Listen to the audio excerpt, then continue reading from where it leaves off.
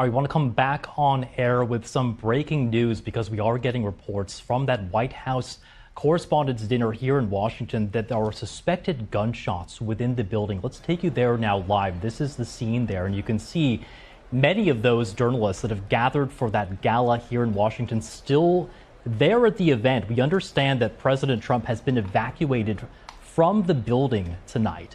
Again, this is the White House Correspondents Dinner, an annual event here in Washington, often attended by the president, but President Trump has not attended as a sitting president until this year. We are getting reports of suspected gunshots within the building tonight. This is just breaking in the last few minutes.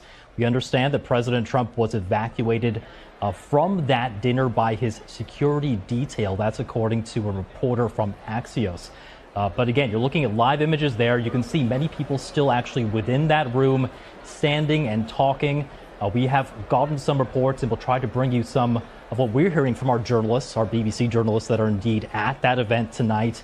We've been checking in with them so far. We know that they are safe, and what they told us was that they are taking shelter. They can see the FBI Director Kash Patel, in fact, just feet away from them. So this is an event where journalists from really across the city often gather. We know that tonight several members of the security cabinet, of Trump's security cabinet, or his advisors are all there. The Kash Patel, we've seen, really the top advisors to the president also there in that room.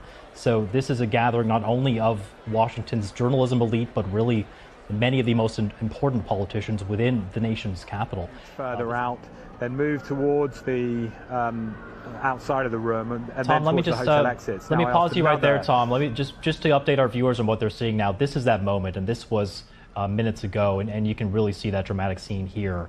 That moment when those gunshots, suspected gunshots, were heard.